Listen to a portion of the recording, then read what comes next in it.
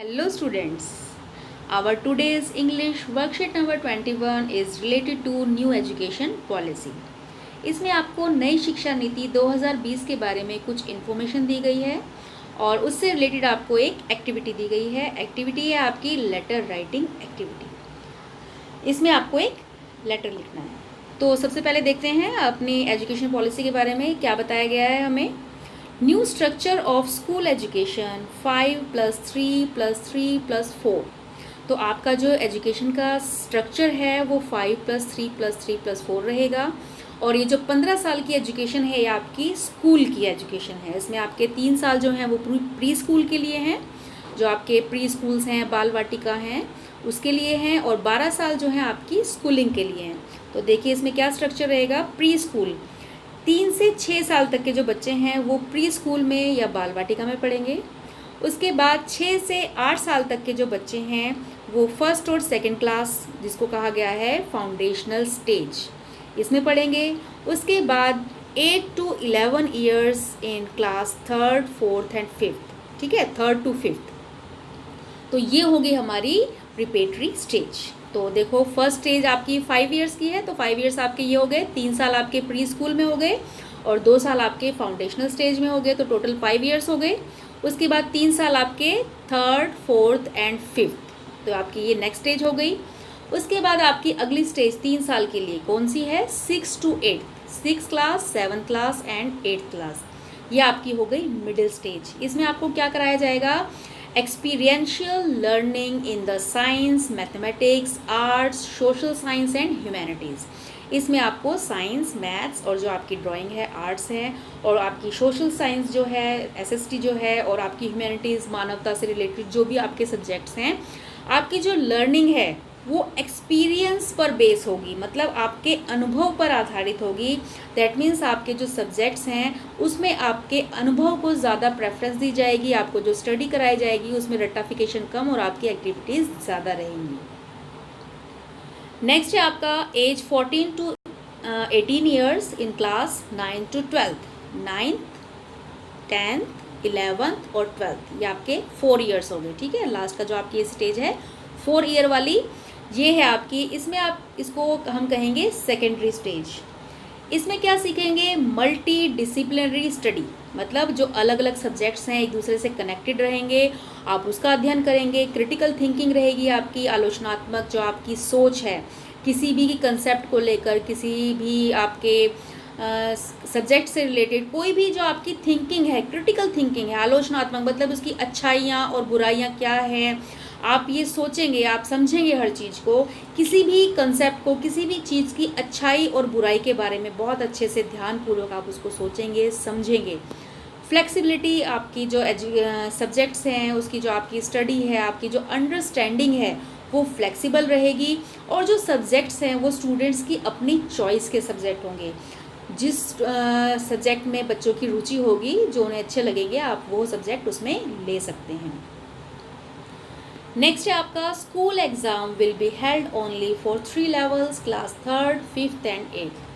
आपके जो स्कूल के एग्ज़ाम्स हैं वो 3 लेवल्स पर होंगे। पहला लेवल होगा आपका 3rd क्लास में, अगला लेवल होगा आपका 5th क्लास में, और उसके बाद होगा आपका 8th क्लास में। जो आपके मेन एग्ज़ाम्स होंगे जिनके बेस आपको आधारित किया जाएगा कि आपको नेक्स्ट क्लास में भेजना है, आपने अच्छे से स्टडी किया है, तो आपके जो मेन एग्ज़ाम्स होंगे वो आपके इन्हीं 3 लेवल्स पर होंगे, क्लास 3rd में, 5th में और 8th क्लास में। नेक्स्ट है आपका assessment will shift to a formative style. आपका जो असेसमेंट है वो फॉर्मेटिव स्टाइल में होगा। जैसे आपके अभी FAs होते हैं ना, FA2, FA1 पहले चलता था, फॉर्मेटिव असेसमेंट चलता था हमारा।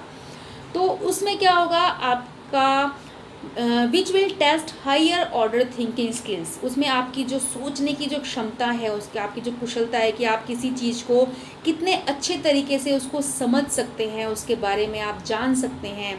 क्रिटिकल थिंकिंग, वही मैंने आपको बताया कि आपको इसमें क्रिटिकल थिंकिंग में आलोचनात्मक सोच, किसी चीज़ के पॉजिटिव और नेगेटिव पॉइंट्स को समझने की आपकी जो क्षमता है वो आपकी क्रिटिकल थिंकिंग होती है।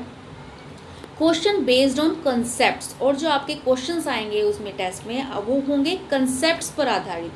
वो आपके रट्टाफिकेशन पर नहीं होंगे कि आपने कोई क्वेश्चन अच्छे से उसको रट्टा मार लिया और उसको लिख दिया, नहीं। आपके जो क्वेश्चंस होंगे वो कंसेप्ट पर आधारित होंगे। आपको जो भी टॉपिक दिया जाएगा उस टॉपिक के बारे में आपको अच्छे से समझना है और उससे रिलेटेड ही आपसे क्वेश्चंस पूछे जाएंगे।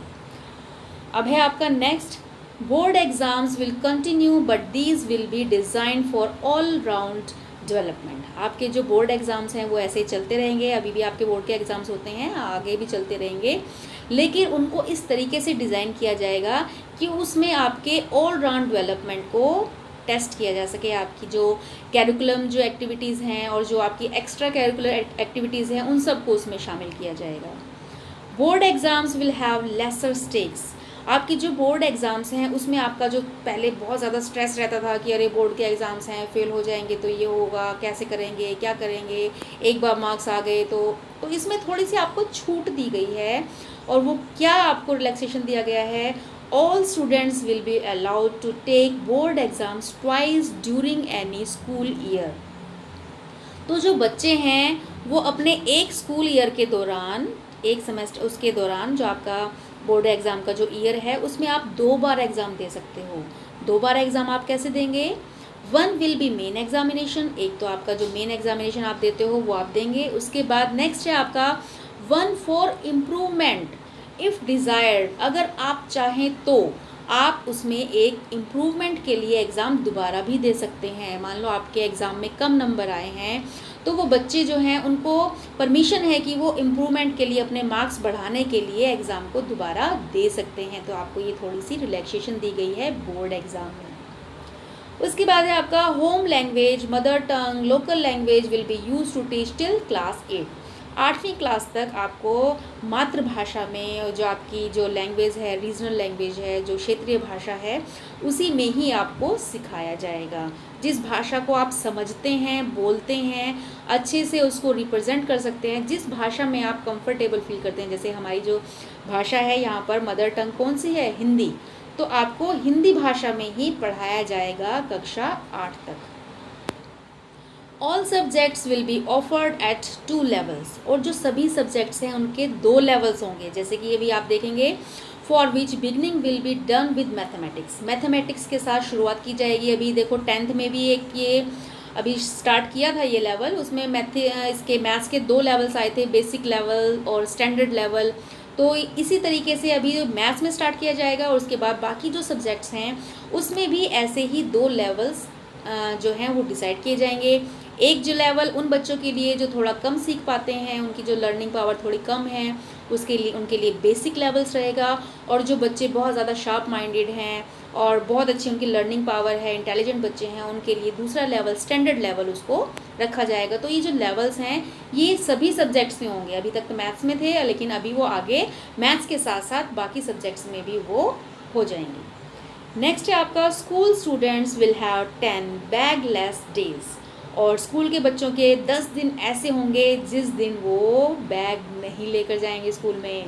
बैगलेस डेज होंगे, 10 दिन उनके ऐसे होंगे जिसमें कि उनको vocational, during which they are taught a vocation of their choice, अपनी चॉइस का कोई भी एक वोकेशन उनको सिखाया जाएगा, कोई भी एक ऐसा उनको लर्निंग दी जाएगी जो उनकी पसंद का वोकेशन वैसे तो व्यवसाय होता है, मतलब जिस फील्ड में आप आगे जाना चाहते हैं आप उस फील्ड से रिलेटेड आपको एक चॉइस दी जाएगी, आपको वो सब्जेक्ट डिसाइड करना पड़ेगा और 10 दिन आपको बिना बैग के स्कूल आना पड़ेगा और आपको उसकी एजुकेशन दी जाएगी, उसके बारे में आपको बताया जाएगा। नेक्स्ट है आपका, अब देखते हैं आपकी एजुकेशन पॉलिसी कंप्लीट हो गई। अब आपको क्या करना है, आपको एक एक्टिविटी दी गई है, इसमें आपको लेटर राइटिंग, आपको एक लेटर लिखना है, write a letter to the principal of your school expressing your views about the new education policy, word limit 120 to 150 words।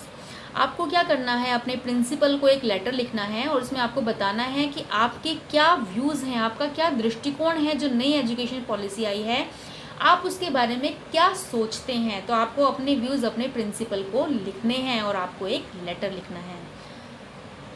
तो इसमें आप क्या कर सकते हैं, you may write about the following things you are excited about, तो आपको इस पॉलिसी में कौन कौन सी ऐसी चीज़ें हैं जिससे आप बहुत ज़्यादा एक्साइटेड हो गए, आपको बहुत अच्छी लगी हैं वो चीज़ें इस पॉलिसी के अंदर, तो आप उन चीज़ों को लिखोगे। दूसरा आपको बताना है things that you are concern about, उन चीज़ों के बारे में भी बताना है जिनके बारे में आपको थोड़ी टेंशन हो गई है कि नहीं पॉलिसी में ये चीज़ गलत है, आपको ये चीज़ ठीक नहीं लग रही है और आप उसको लेकर थोड़ा कंसर्न हैं, थोड़ा चिंतित हैं। तो आपको ये दोनों तरीके की चीज़ें उस लेटर राइटिंग में लिखनी हैं। तो बेटा आपको लेटर राइटिंग का फॉर्मेट सभी को पता है। लेटर जब हम लिखते हैं किसी को, सबसे पहले हम अपना एड्रेस लिखते हैं, तो आप अपना नाम लिखेंगे, एड्रेस लिखेंगे, उसके बाद आप क्या करेंगे, किसको लेटर लिख रहे हैं, आप प्रिंसिपल को लेटर लिख रहे हैं तो टू आप मेंशन नहीं करेंगे, सिर्फ द प्रिंसिपल लिखेंगे। द प्रिंसिपल, आपके स्कूल का नाम, आप कौन से स्कूल के प्रिंसिपल को एड्रेस वो लिख रहे हो, अपने स्कूल का एड्रेस लिखोगे, डेट लिखोगे, डेट में आप डे लिखोगे, कौन सा दिन है, कौन सा महीना है, कौन सा ईयर है, तो आप ये लिखेंगे इसमें। तो सबसे पहले आपको अपना एड्रेस लिखना है, उसके बाद आपको अपने प्रिंसिपल का एड्रेस लिखना है, टू नहीं लिखेंगे यहाँ पर, सिर्फ द प्रिंसिपल से स्टार्ट करेंगे और स्कूल नेम, एड्रेस। उसके बाद आप अपना कंटेंट लिखेंगे। कंटेंट आपका क्या है, डियर मैम या सर, जो भी आपके प्रिंसिपल हैं आप उसको लिखेंगे। और यहाँ पर आप लिखेंगे, आपको एग्जाम्पल दिया गया है, देखो बेटा, तो आपको ऐसा नहीं लिखना है कि आप बिल्कुल ऐसा ही लिख देंगे, आप इसमें चेंजेस करेंगे, सिर्फ आपको समझाने के लिए कि आप इस तरीके से लिख सकते हैं। तो यहाँ पर आप अपना नाम लिखेंगे, I am dash a student of, यहाँ 11th क्लास लिखे, आप 10th क्लास लिख दीजिए। Of your school, I am writing this letter to let you know about my views about the new education policy which was framed। तो आप बता रहे हैं कि मैं यहाँ पर एक लेटर लिखना चाहती हूँ जिसमें मैं अपने व्यूज़ बताना चाहती हूँ न्यू एजुकेशन पॉलिसी के बारे में। I am very happy to hear all of these new sets of policies framed by the government. तो मैं बहुत खुश हूँ इसके बारे में, इस जो गवर्नमेंट की न्यू पॉलिसी आई है उसके बारे में जानकर। First of all I would like to talk about the same some of the points are, इसमें कौन कौन से पॉइंट्स हैं, ये वही हैं जो अभी आपको बताया गया है। There would be 12 years of schooling and 3 years of pre school.